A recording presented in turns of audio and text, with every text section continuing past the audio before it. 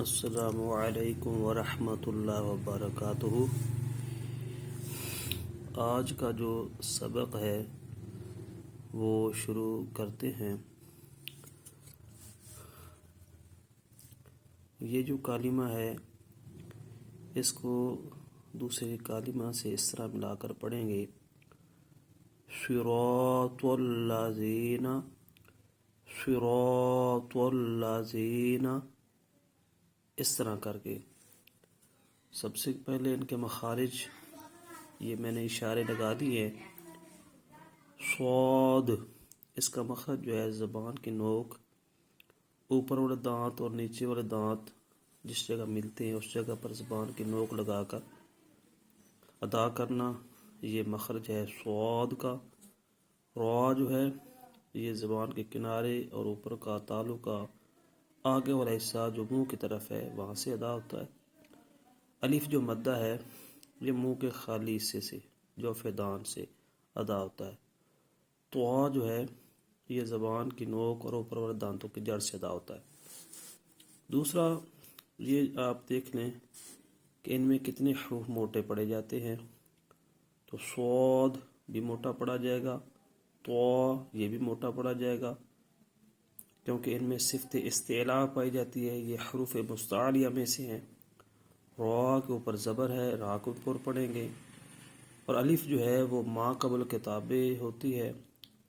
الف سے پہلے اگر پر پڑھا جانے والا حرف ہو تو الف کو اس کی اتباع میں پر پڑھتے ہیں، اور اگر الف سے پہلے بریک پڑھے جانے والا حرف ہو تو الف کو بریک پڑھتے ہیں۔ اب چونکہ الف سے پہلے والا حرف پر پڑھا جائے گا، موٹا پڑھا جائے گا، را کے اوپر زبر ہے، اس لیے اس کی اتباع میں الف مدہ کو بھی پر پڑھیں گے۔ سیٹی، یہ جو صاد ہے نا، صاد، اس کو پڑھتے وقت سیٹی کی آواز نکالیں گے۔ 3 حروف پر سیٹی کی آواز آتی ہے، سین، صاد، زا، ان کو حروف صفیریہ بھی کہتے ہیں، یعنی سیٹی والے حروف۔ آگے ہے الف مدہ، الف سے پہلے زبر ہے تو الف مدہ ہے، ٹھیک ہے۔ الف مدہ جو ہے اس کو ایک الف کی مقدار دراز کرتے ہیں، ٹھیک ہے۔ حروف مدہ 3 ہیں، الف مدہ، واو مدہ اور یا مدہ۔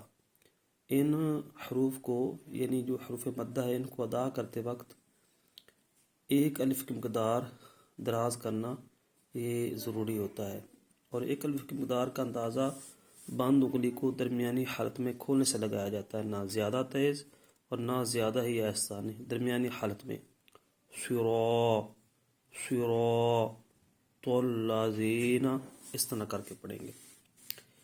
قلقلہ، تو ان حروف میں سے یہ جو حرف ہے طا، اس میں قلقلہ ہے۔ قلقلہ کا لغوی معنی ہوتا ہے جنبش کرنا، حرکت کرنا۔ جن حروف میں یہ صفت پائی جاتی ہے قلقلے والی، ان کو ادا کرتے وقت ان کے مخرج میں جنبش سی پیدا ہوتی ہے، حرکت پیدا ہوتی ہے، جس کی وجہ سے آواز لوٹتی ہوئی محسوس ہوتی ہے، ٹھیک ہے۔ لیکن یہاں پر جو قلقلہ ہوگا وہ سب سے کم درجے کا ہوگا، اس کو محنتی کاری تجربہ کار آدمی استاد ہی محسوس کر سکتا ہے، ٹھیک ہے، کیونکہ یہ بالکل معمولی جو ہے قلقلہ ہوتا ہے، لیکن ہوگا ضرور کیونکہ یہ صفت لازمہ ہے، اور صفت لازمہ ہمیشہ پائی جاتی ہے۔ لحن جلی، جب ہم صاد کو پرنی پڑھیں گے، طا کو پرنی پڑھیں گے تو یہ سین بن جائے گا اور یہ تا بن جائے گی۔ اگر کوئی اس طرح پڑھے گا صراط الذین، تو اس نے لحن جلی کا ارتکاب کیا، صاد کی جگہ پر سین پڑ گیا، طا کی جگہ پر تا پڑ گیا، تو ایسی تلاوت حرام ہے، اور بعض اوقات تو کفریہ معنی بن جاتا ہے۔ نماز میں اگر اس طرح پڑھا جائے تو نماز ٹوٹ جاتی ہے، اگر امام ایسے پڑھے تو اس کی نماز بھی ٹوٹ گئی، اور جتنے بھی مقتدی پیچھے ہو گئے ان کی نماز بھی ٹوٹ جائے گی۔ اب ہم یہ دوسرا جو کلمہ ہے اس کے متعلق دیکھتے ہیں کہ یہ اصل میں تھا الذین، وصل کی وجہ سے یہ جو حمزہ تھا شروع والا وہ گر گیا، تو یہاں لکھا ہے کہ وہ حمزہ وصلی تھا جو وصل کی وجہ سے گر گیا، اشارہ لگایا ہے، مکمل اسی طرح ہے۔ اور آگے جو لام جو ہے یہ پر پڑھا جائے گا، جو بریک تو بریک پڑھا جائے گا، اشارہ لگا دیا ہے، کیونکہ اللہ کے لام کے علاوہ باقی جتنے بھی لام ہیں وہ بریک ہی پڑھے جاتے ہیں۔ جتنے لام سے مراد ہے کہ مختلف کلمات میں جو ہیں لام جو ہے نا مختلف حالتوں میں آتے ہیں، کہیں لام مضموم ہوتا ہے، کہیں مکسور ہوتا ہے، کہیں مفتوح ہوتا ہے، کہیں ساکن ہوتا ہے، کہیں مشدد ہوتا ہے۔ تو اس میں حضرات اللہ میں جو لام آتا ہے وہی پور پڑا جاتا ہے۔ اس کی بھی یہ صورت ہوتی ہے کہ اس سے پہلے زبر جب پیش ہو، اگر اس سے پہلے زیر ہو تو اس کو بریک پڑے گی۔ تو باقی جتنے بھی لام ہیں، چاہے وہ مضموم ہے، چاہے مفتوح ہے، چاہے وہ منون ہے، چاہے مکسور ہے، چاہے ساکن ہے، چاہے مشدد ہے، وہ ہر وہ حالت میں بریک ہی پڑے جائیں گے۔ آگے یا جزم ہونے سے پہلے زیر ہے، یہ یا مدہ ہے، اور یا مدہ کو بھی ایک الف مقدار دراز کرتے ہیں، ٹھیک ہے۔ مخارج، ان کے مخارج، لام کا وہی مخرج جو را کا مخرج ہے، یعنی زبان کے کنارے اور اوپر کا تالو کا آگے والا حصہ جو منہ کی طرف ہے۔ ذال جو ہے یہ زبان کا سیرا اور اوپر والے دانتوں کے اندرونی کنارے سے۔ یا مدہ کا وہی مخرج جو الف مدہ کا مخرج تھا، یعنی جوف دان منہ کا خالی حصہ۔ نون جو ہے اس کا بھی وہی مخرج ہے جو را اور لام کا مخرج ہے، اور بعد میں تھوڑا سا فرق کیا ہے، لام کا پہلا مخرج ہے اور اس سے آگے تھوڑا سا نون کا اور اس کے آگے را کا، زبان کے کنارے اور اوپر والا تالو کا آگے والا حصہ۔ اور جو آگے والا حصہ ہے اس کے بھی 3 حصے کیے جائیں تو پہلا حصے سے لام ادا ہوگا، دوسرے حصے سے نون، اور تیسرے سے را ادا ہوگا۔ اس طرح تشدید، یہ جو 3 دندان والی علامت اس کو تشدید کہتے ہیں۔ جس حرف پر تشدید اس کو مشدد کہتے ہیں۔ مشدد حرف کو 2 مرتبہ پڑھتے ہیں، ایک مرتبہ اسے پچھلے حرف سے ملا کر، اور دوسرا اس کو اس کی حرکت کے مطابق، لہٰذا لام کو طوا سے بھی ملائیں گے، اور اس کے بعد اوپر جو زبر کا خیال رکھتے ہیں اس کو دوسری بار پڑھیں گے، ذرا رک کر اور ذرا ٹھہر کر، 2 حرفوں جتنی دیر لگا کر۔ یہ چیز سکون، یہ آپ دیکھ سکتے ہیں، یہ دال نما جو علامت ہے اس کا دوسرا نام جزم ہے، اور جزم کو سکون کی بھی کہتے ہیں۔ جس حرف پر سکون اس حرف کو ساکن بھی کہتے ہیں، ٹھیک ہے۔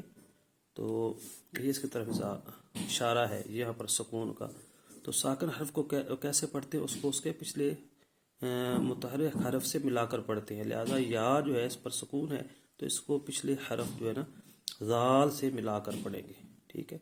تو یہ جو قوانین تھے ان کا بھی میں نے مختصر جو ہے نا بیان کر دیا۔ انعمتا، یہ شروع میں جو حمزہ ہے نا یہ افعال باب کا حمزہ ہے، ماضی کا صیغہ ہے، فعل ماضی معروف کا۔ تو یہ چونکہ مصدر اس کا انعام ہے، اور افعال باب کا جو حمزہ ہوتا ہے وہ قطعی ہوتا ہے، لہذا یہ گرے گا نہیں، بصرف صورت میں گرا بھی نہیں ہے اور گرائیں گے بھی نہیں، کیونکہ یہ حمزہ قطعی ہے، ٹھیک ہے۔ تو تجوید کچھ حلوی میں آپ دیکھ سکتے ہیں حمزہ وصلی جو ہے نا اس کی حرکات کیا ہے، حمزہ قطعی کی تعریف کیا ہے، اور حمزہ قطعی جو 10 ہیں ان میں سے ایک افعال باب کا حمزہ بھی ہے۔ آگے مخارج، حمزہ کا جو مخرج ہے حلق کے نیچے والا حصہ، نون کا مخرج بیان ہو چکا، عین جو ہے وہ حلق کے درمیان سے، میم جو ہے دونوں ہونٹوں کی خشکی والے حصے سے، اور تا جو ہے اس کا وہی مخرج ہے جو کہ طوا کا مخرج ہے، ٹھیک ہے۔ تا، دال اور طوا یہ زبان کے نوک اور اوپر والے دانتوں کی جڑ سے ادا ہوتے ہیں۔ تو آگے اظہار، نون ساکن کے 4 قاعدے ہیں، اظہار، ادغام، اقلاب اور اخفاء۔ جب نون ساکن کے بعد حروف حلقی میں سے کوئی حرف آ جاتا ہے تو وہاں اظہار ہوتا ہے، یعنی تشدید بھی نہیں آتی اور غنہ بھی نہیں کرتے، چونکہ یہاں پر نون ساکن کے بعد عین ہے اور عین کا تعلق حروف حلقی سے ہے، حروف حلقیہ سے ہے، لہذا یہاں پر اظہار والا قاعدہ ہوگا اور یہاں غنہ نہیں کریں گے۔ آگے جو ہے اظہار شفوی، میم ساکن کے بعد تا ہے، میم ساکن کے بعد تا ہے، میم ساکن کے 3 قاعدے ہیں، ادغام شفوی، اخفاء شفوی اور اظہار شفوی۔ جب میم ساکن کے بعد نہ میم ہو نہ با ہو، باقی حروف میں سے کوئی بھی حرف آ جائے تو وہاں پر اظہار شفوی ہوتا ہے، یعنی غنہ نہیں کرتے، لہذا یہاں بھی غنہ نہیں ہوگا۔ اس حرف کو اسی طرح زہر کر کے پڑھیں گے، اس میں تبدیلی وغیرہ نہیں آئے گی۔ آگے اشارہ کیا کہ عین کی آواز نکالیں، عین، عین، انعمتا، انعمتا، بعض لوگ پڑھتے ہیں انعمتا تو وہ حمزہ آ جاتا ہے، الف پڑھا جاتا ہے، حمزہ پڑھا جاتا ہے، تو اس صورت میں لحن جلی کا ارتکاب ہوگا، حرام ہے ایسا پڑھنا، کیونکہ عین کی جگہ پر حمزہ پڑھا گیا، الف پڑھا گیا۔ دیکھیں جب ان کے مخارج علیحدہ علیحدہ ہے، ان کی شکلیں علیحدہ علیحدہ ہیں، ان کی صفات علیحدہ علیحدہ ہے، تو آواز میں فرق کرنا چاہیے، ٹھیک ہے۔ آگے لکھا حرکات، تو یہ جو زبر ہے یا زیر آئی ہے، ٹھیک ہے، تو ان کو حرکات کہتے ہیں. تو حرکات کو بغیر کھینچے بغیر جھٹکا دیے جلدی اور چستی سے معروف پڑھتے ہیں. تو اب یہاں پر ان کو طرز لگاتے ہوئے دراز نہیں کرنا. ٹھیک ہے، تو ہم پڑھیں گے انعمتا. ایسے نہ پڑھ دیں کہ انعمتا یا علیہم، اس کو دراز نہ کریں، یا زینا مت کریں. یعنی زبر کو حرکت کہتے ہیں اور حرکت کو دراز نہیں کہتے. زبر زیر پیش کو بغیر کھینچے بغیر جو ہے نا جھٹکا دیے جلدی سے ادا کرتے ہیں. آگے آخر میں یہ کلمہ ہے. مخارج ان کے عین کا مخرج ہو گیا، لام کا مخرج بیان ہو چکا، یا لین کا مخرج ادا نہیں ہوا، یا جزم والے سے پہلے زبر ہے تو یہ یا لین ہے. تو یا لین کو زبان کے درمیان اور پر تعلق کے درمیان سے ادا کرتے ہیں. جیم شین اور یا کا یہی مخرج ہے. تو عین کی آواز نکال لیں گے. ہا کا جو مخرج ہے وہ حلق کے نیچے والے حصے سے، اور میم کا مخرج بیان ہو چکا. عین کی آواز نکال لیں گے، یعنی کیا پڑھیں گے؟ علیہم، علی. یہ عین کی آواز نکالنے کی کوشش کریں. اگر آپ نے پڑھا علیہم تو وہ حمزہ پڑھا گیا تو لحن جلی کا ارتکاب ہوگا. یا لین، یا جزم سے پہلے زبر ہو تو اسے یا لین کہتے ہیں. حروف لین دو ہیں، واو لین اور یا لین. واو کے اوپر جزم ہو اور اس سے پہلے زبر ہو تو واو لین، یا کے اوپر جزم ہو اور اس سے پہلے زبر ہو تو یا لین. ٹھیک ہے، حروف لین کو کیسے پڑھتے ہیں؟ حروف لین کو بغیر کھینچے بغیر جھٹکا دیے نرمی سے معروف پڑھتے ہیں، لہذا ان کو نرمی سے معروف پڑھیں گے. علیہم، علیہم، علی بھی نہیں کریں اور علی یعنی جھٹکا بھی مت دیں. علیہم، علیہم، علیہم، یعنی اس طرح پڑھیں گے. اور آگے جو ہے یہ دیکھ لیں، یہ 5واں نمبر لکھا ہوا ہے کہ اس کو یہ 6 جو ہے لکھا ہوا یہ نمبر، اس سے کیا مراد ہے؟ تو اصل میں اس جگہ پر بعض علماء کا ایک آیت بنتی ہے اور یہ 6 نمبر آیت ختم ہوگی، آگے 7 نمبر شروع ہوگی. اور بعض لوگ جو ہے اس کو آیت نہیں مانتے، ان کے نزدیک یہ 6 نمبر آیت نہیں ہوگی. ٹھیک ہے، تو دوسرا اوپر 5 ہے کہ یہ اصل میں عربی میں وہاں 5 لکھا ہوا ہے، اس طرح کر کے وہاں پر لکھا ہوا ہے. ٹھیک ہے، تو یہ غیر کوفی کے نزدیک آیت ہوتی ہے. جو کوفہ والے اس کو آیت نہیں مانتے، لیکن کوفہ کے علاوہ جتنے بھی ہیں، بصرہ والے ہیں، مکہ والے ہیں، مدینہ والے، جتنے بھی قراء ہیں وہ اس کو آیت مانتے ہیں، لیکن کوفہ والے نہیں مانتے. تو چونکہ اس کے آیت کے ہونے میں اختلاف ہے، آیت کے ہونے یا نہ ہونے میں، کوفہ والے کہتے ہیں آیت نہیں ہے اور باقی بصرہ وغیرہ والے اس کو آیت مانتے ہیں. تو لہذا جو گول دائرہ ہے نا وہ اس کا آیت ہونا تو اتفاقی ہے، لیکن یہ آیت ہونا اختلافی ہے. تو جن کے دیکھ یہ آیت ہے ان کے دیکھ یہ 6 نمبر آیت مکمل ہوگی، آگے 7 شروع ہوگی. اور جو اس کو آیت نہیں مانتے ان کے دیکھ یہی آیت آگے چلے گی، اور اس کو جو ہے نا یہ یہاں پر آیت کا نام جو نہیں دیا جا سکتا کہ یہ آیت ختم ہو کر آگے، یعنی وہ 2 آیتیں نہیں مانیں گے جو اس کو آیت کی علامت نہیں مانتے. ٹھیک ہے، تو جب اوپر ہم نے دیکھا تو لام الف لام موجود ہے، یہ وصل لازم کی علامت ہے، یہاں پر وصل کرنا لازمی ہے.